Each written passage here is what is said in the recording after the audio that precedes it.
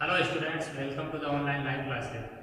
बच्चों, पिछली क्लास में हमने गोलीय दर्पण, जिसमें हमने उत्तल दर्पण और अवतल दर्पण से जो विशिष्ट प्रकाशिक किरण है उनसे प्रतिबिंब का निर्माण कैसे होता है इसके बारे में चर्चा की।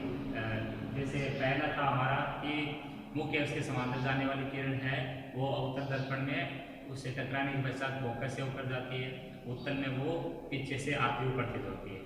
इसके बाद में हमने अभिलंब किरण, तिर्यक किरण और फोकसीय किरणों के बारे में भी प्रकाशीय किरणों से परावर्तन कैसे होता है वो हमने सीखा। आज की इस क्लास में बच्चों हम प्रकाश का अपवर्तन कैसे होता है उसके बारे में चर्चा करेंगे। अपवर्तन के नियम क्या है। तो आज का हमारा टॉपिक है प्रकाश का अपवर्तन।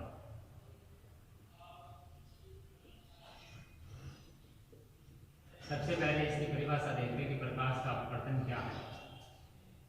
सबसे पहले अच्छे से सुनिए इस चीज को, फिर नोट कीजिए। जब कोई प्रकाश की किरण है एक माध्यम से दूसरे माध्यम में प्रवेश करती है, क्या करती है? प्रवेश करती है।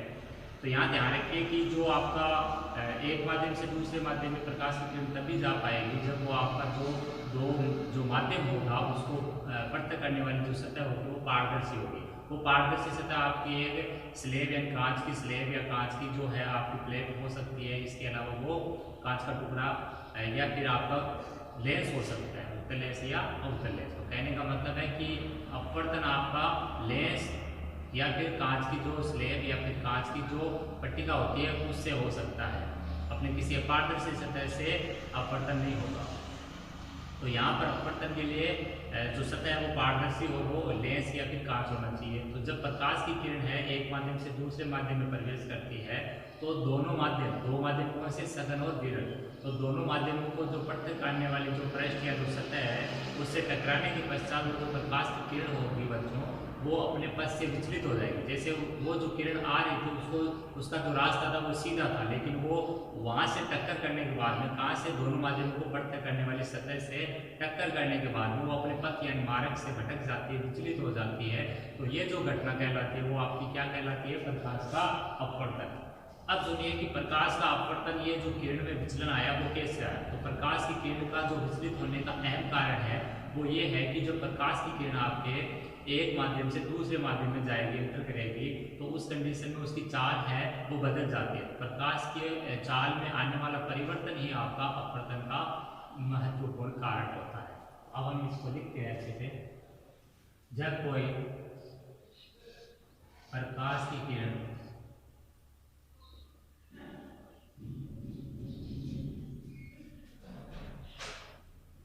एक माध्यम से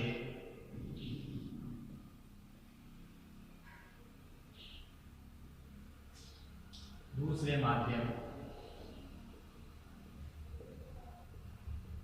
में प्रवेश करती है तो दोनों माध्यमों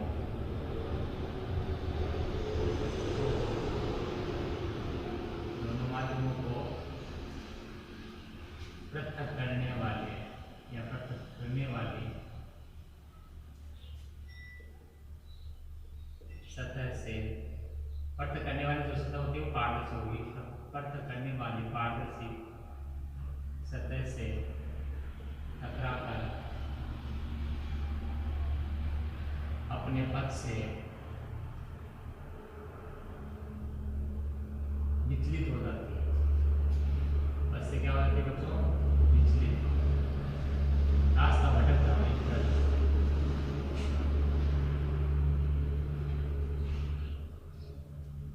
यह घटना प्रकाश का क्या कहलाती है? अपवर्तन कहलाती है।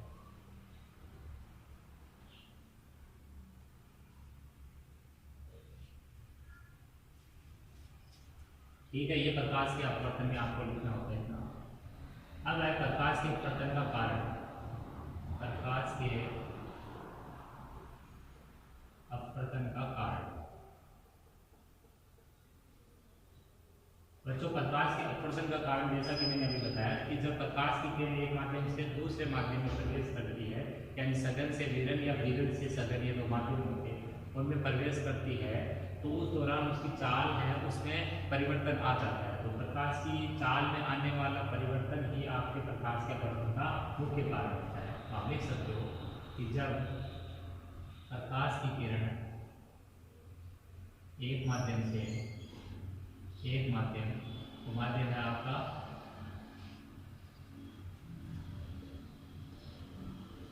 सघन या विरल। जो प्रकाश की किरण है वो एक माध्यम यानी सघन या विरल से दूसरे माध्यम में प्रवेश करती है तो उसकी चाल में परिवर्तन आ जाता है। चाल में क्या आता है? जो कि प्रकाश के अपवर्तन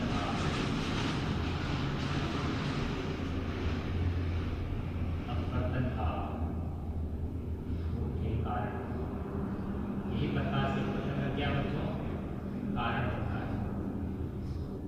तो आपने देखा प्रकाश का अपवर्तन का कारण क्या है, प्रकाश का अपवर्तन है वो क्या चीज है। अब हम बच्चों ये जो सघन और विरल माध्यम है इसको समझते हैं कि सघन माध्यम क्या है, विरल माध्यम क्या है।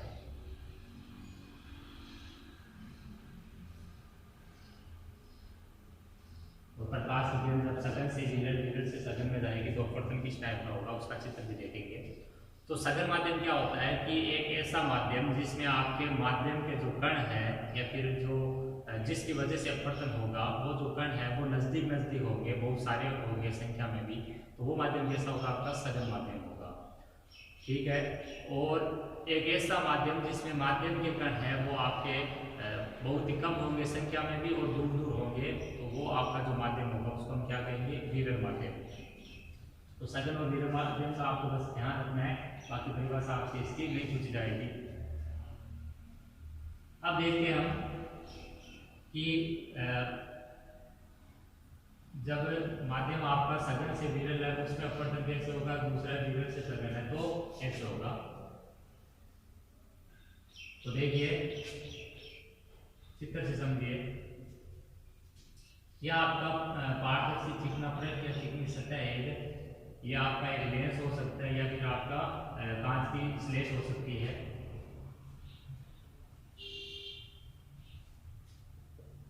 चिकनी पारदर्शी सतह,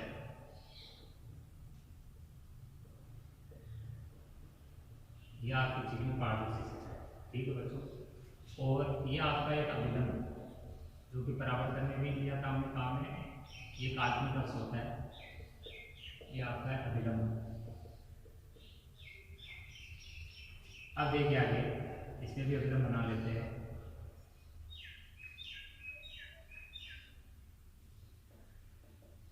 काल्पनिक अक्ष इसलिए रोटेट करके बना रहे हैं इसको, ये चिकनी पारदर्शी सतह है।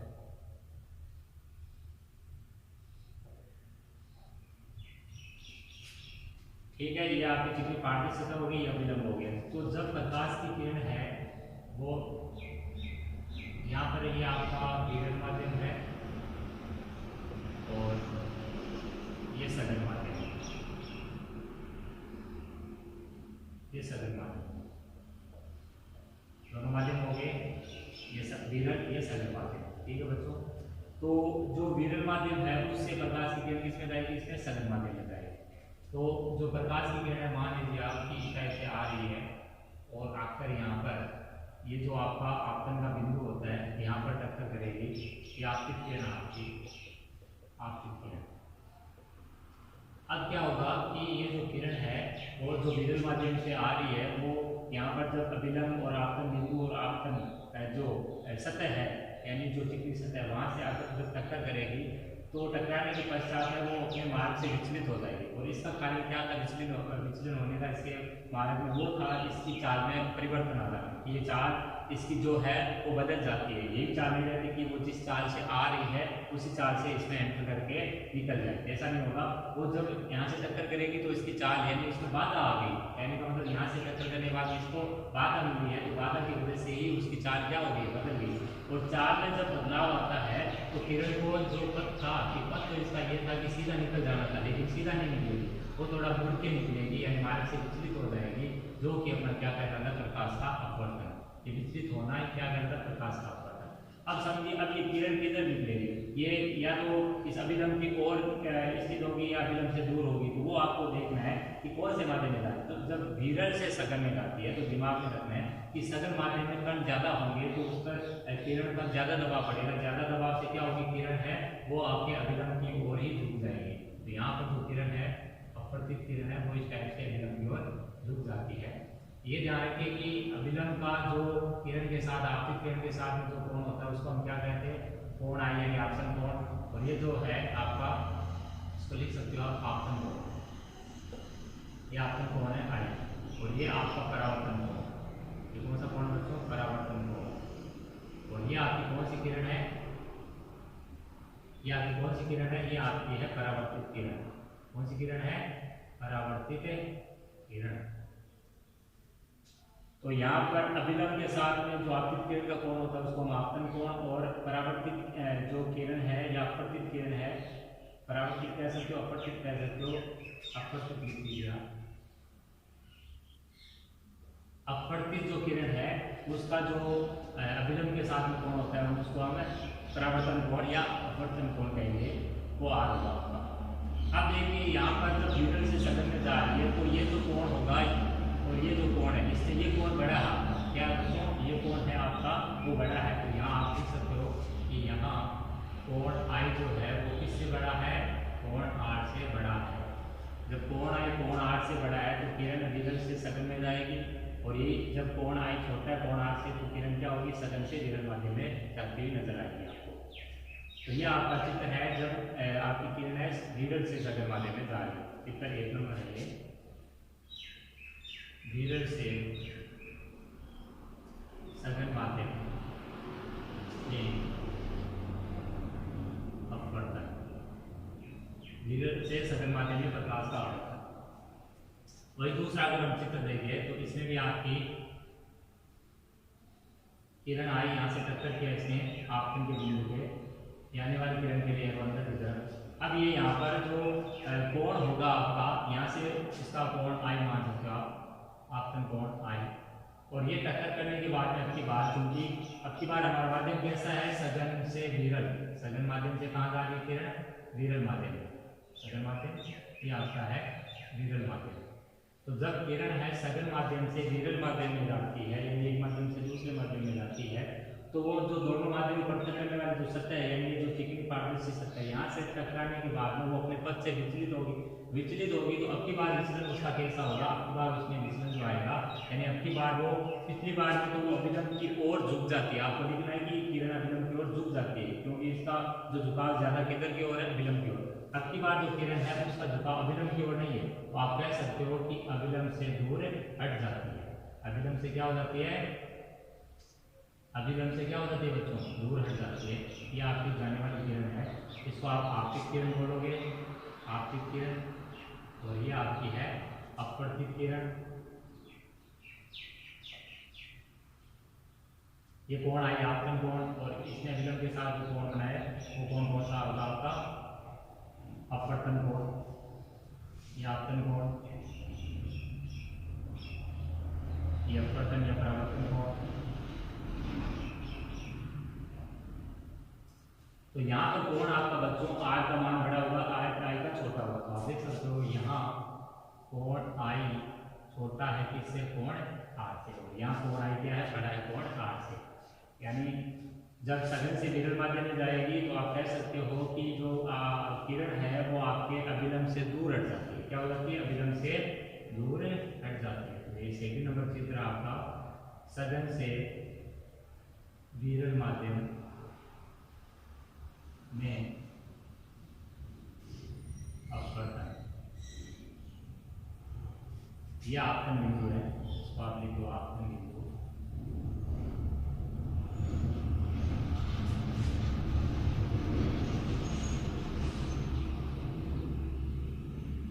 तो ये दोनों चित्र आपको बनाने हैं जब अपवर्तन की बात आएगी, सघन से विरल, विरल से सघन। ठीक है बच्चों, अब हम अपवर्तन के नियम पढ़ेंगे। क्या पढ़ेंगे? अपवर्तन के नियम। इससे पहले थोड़ा ये लिख लीजिए इसमें जो भी बताया। एक नंबर जो चित्र था, एक नंबर चित्र के लिए चित्र 28 में आप लिख सकते हो। चित्र 28 में किरण विरल से सघन माध्यम में, विरल से सघन माध्यम में जाने पर अभिलंब की ओर झुक जाती है। क्या हो जाता है? अभिलंब की ओर झुक जाती है। वही 2 नंबर में आप कह सकते हो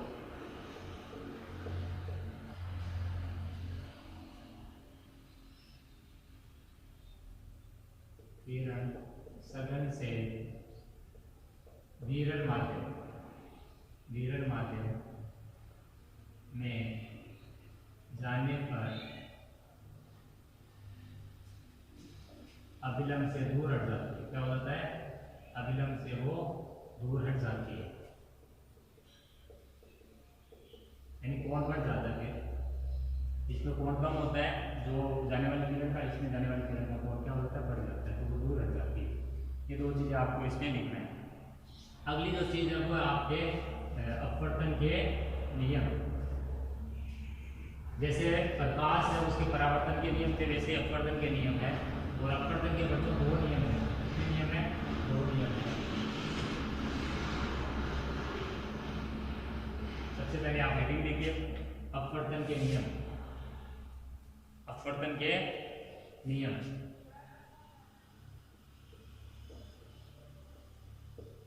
अपवर्तन के नियम।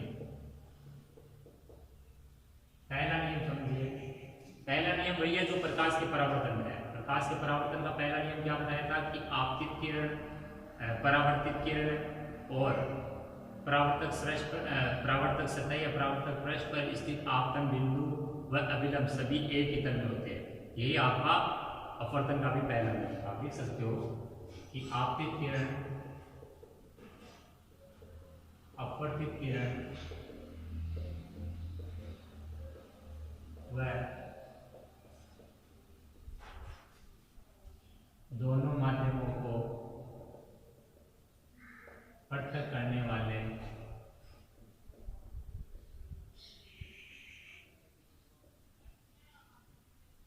पृष्ठ पर स्थित आपतन बिंदु कोमा अभिलंब, अभिलंब यानी एक काल्पनिक अक्ष होता नहीं मानते हैं। अभिलंब सभी एक ही तल में होते हैं। ये सारे के सारे क्या होते हैं? एक ही तल में होते हैं। सेकेंड है बच्चों आपका, सेकेंड नियम समझिए। सेकेंड नियम जो है उसको एक वैज्ञानिक के नाम से जानते हैं हम। उसका नियम का नाम है स्नेल का नियम। कभी कभार आपसे एग्जाम में ये पूछ दिया जाता है कि अपवर्तन का सेकेंड या दूसरा नियम लिखिए, या आपका इनडायरेक्ट वे में हो गया। और कभी कभार कह दिया जाता है कि स्नेल का नियम लिखिए। तो आपको ध्यान रखना है कि स्नेल का नियम है वही अपवर्तन का दूसरा नियम है। तो स्नेल का जो नियम है वो क्या है? स्नेल का नियम है कि किसी भी जो प्रकाश है उसके एक निश्चित रंग, प्रकाश का जो एक निश्चित रंग और तो जो निश्चित उसका जो माध्यम है, निश्चित आपका जो माध्यम है, उनके लिए आपतन कोण की ज्या, ज्या का मतलब होता है साइन सूत्र, कोज्या का मतलब होता है कोसाइन सूत्र। तो आपतन कोण की ज्या यानी साइन आई व अपवर्तन कोण की ज्या साइन आर का जो अनुपात है वो एक निश्चित राशि रहती है। उस निश्चित राशि को ही अपने क्या कहते हैं? स्नेल का नियम कहते हैं। स्नेल का नियम क्या है? कि प्रकाश के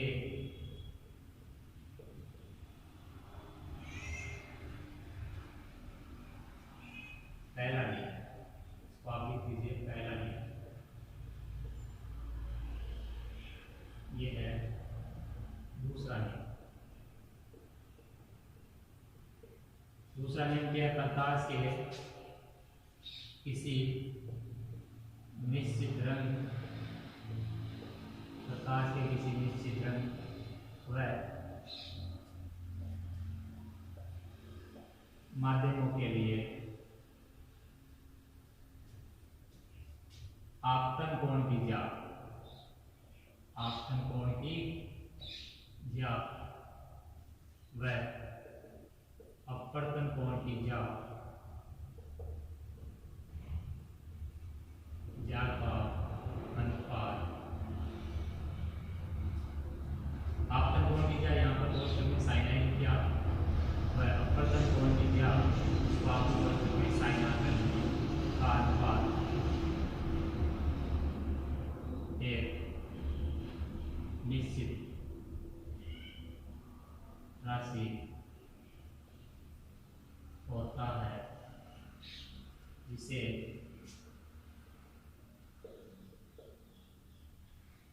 म्यू, ये म्यू लेटर आपका आपके ग्रीक वर्णमाला का म्यू है, जो यू होता है आपका अंग्रेजी का उसका ऐसा ये म्यू होता है आपका, जिसे म्यू से प्रदर्शित करते हैं, म्यू से प्रदर्शित करते हैं तथा माध्यम का अपवर्तनांक है। इसी को हम क्या कहते हैं? माध्यम का अपवर्तनांक।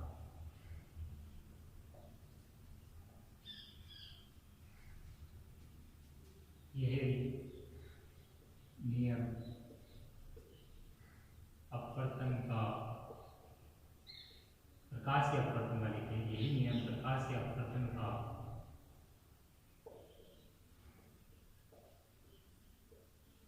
स्नेल का नियम कहलाता है। क्या कहलाता है? स्नेल का नियम कहलाता है। अपवर्तन का दूसरा जो नियम है वो आपका स्नेल का नियम भी कहलाता है, अर्थात म्यू बराबर sine i upon sine r बराबर स्थिरांक। ठीक है, इसके बाद में आगे समझिए कि माध्यम जो है आपका एक का माध्यम दो के सापेक्ष अपवर्तनांक या माध्यम दो का माध्यम एक के सापेक्ष अपवर्तनांक वो क्या होगा?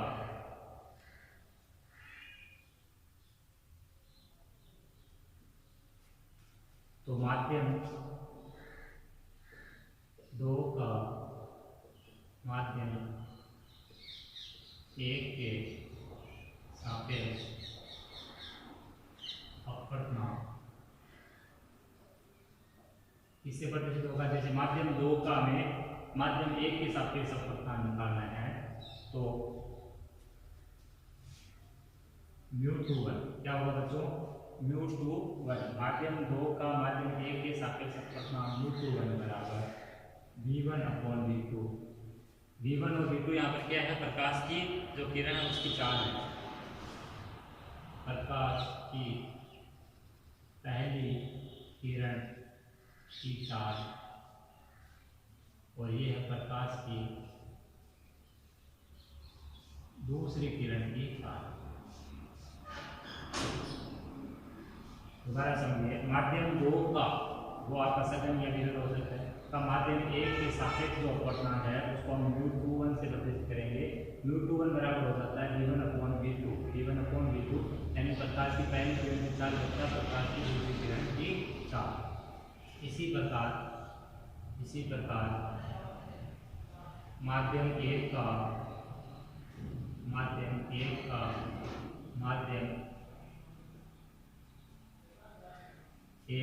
माध्यम दो के सापेक्ष अपवर्तनांक μ12 होगा बच्चों।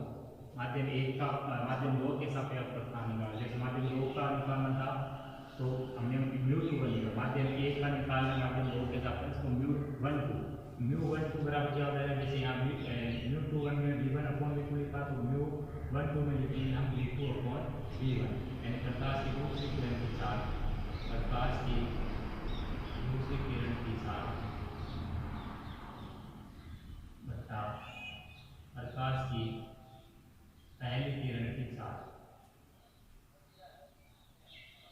एक तरह का अनुपात होता है आपका जो अपवर्तनांक का मान है वो।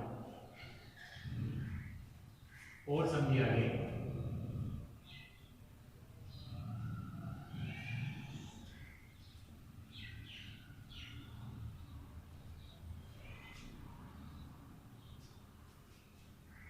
नेक्स्ट आपको बच्चों ध्यान रखना है यहाँ पे कि जो प्रकाश के अपवर्तन है उसका जो मान है किन किन चीज़ों पर निर्भर करता है। तो प्रकाश के अपवर्तन का जो मान है वो डिपेंड करता है आपका प्रकाश की प्रकृति, प्रकाश का घनत्व और प्रकाश का रंग यानी उसकी तरंगदैर्घ्य के मान पे। तो आप लिख सकते हो कि अपवर्तन का प्रकाश का जो अपवर्तन है, प्रकाश के अपवर्तन का मान प्रकाश की प्रकृति, घनत्व, प्रकाश के रंग अर्थात तरंगदैर्घ्य के मान पर निर्भर करता है।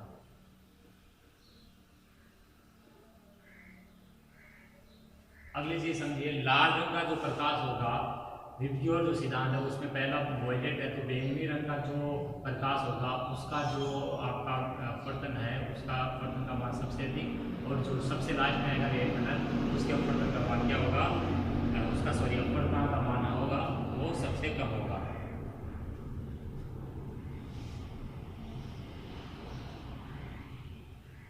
यहाँ पर प्रकाश के अपवर्तन का बैंगनी रंग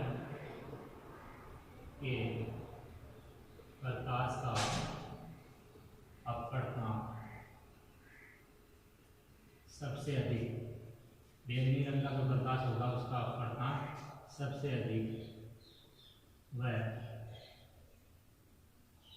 लाल रंग जो सबसे लास्ट में आएगा विबग्योर सिद्धांत में, लाल रंग के प्रकाश का अपवर्तन सबसे कम होता है। एक चीज इम्पोर्टेंट आपको ध्यान में रखना है कि जो विबग्योर सिद्धांत में बी यानी वॉयलेट यानी बैंगनी रंग है उसका अपवर्तन वो सबसे अधिक होगा, जबकि लाल रंग का जो प्रकाश होगा उसका अपवर्तन है वो सबसे कम होता है। नेक्स्ट जो है आपके वो है प्रमुख पदार्थों के अपवर्तन के मान। एक टेबल है वो मैं बना रहा हूँ, उसमें आपके जो विभिन्न पदार्थ है उनके अपवर्तन के मान है उनको आपको याद रखना होगा। तो विभिन्न पदार्थों के अपवर्तन के मानों की सारणी, अपवर्तन के मानों की सारणी। तो देखिए टेबल, एक साइड में आपका पदार्थ है और दूसरी साइड में आपका उसका अपवर्तन है।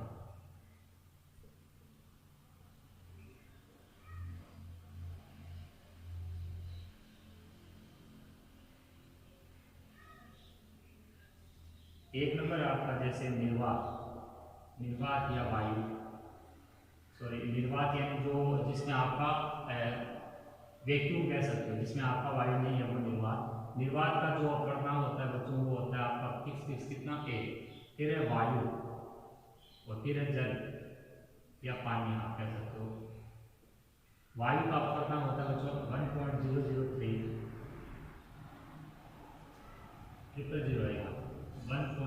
1.003। पानी का अपवर्तन का जो मान होता है 1.33। केरोसिन, केरोसिन का अपवर्तन होता है 1.44। कांच का होता है आपका 1.50। अगला है जो आपको बता दूँ आपका ग्लिसरीन,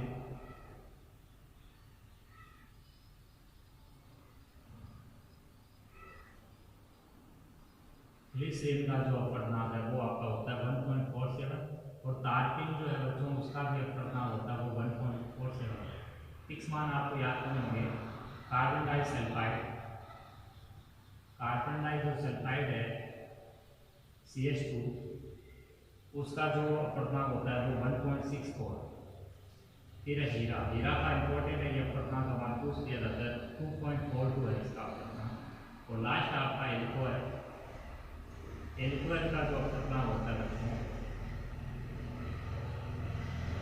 एल्कोहल का जो अपवर्तन होता है वो होता है कितना है 1.36। तो इस टेबल में जो सबसे कम अपर्णांक है वो आपका निर्वात का है। अगला जो वायु का है वो 1.0003 है, पानी का है 1.33, केरोसिन का अपर्णांक होता है वो आपका 1.44, कांच का है 1.50, कांच का कितना बच्चों 1.50। फिर आपका अपर्णांक कांच के बाद में ग्लिसरीन और तारपीन का अपर्णांक 1.47 दोनों का एक्चुअली, कार्बन डाइसल्फाइड CH2 का अपर्णांक 1.64, हीरा का जो आपका कार्बन का इलेक्ट्रॉन होता है उसका जो अपर्णांक होता है 2.42 और एल्कोहल जिसका अपर्णांक कितना है 1.36। तो ये टेबल आपको अच्छे से बनानी कॉपी में उसको याद रखना।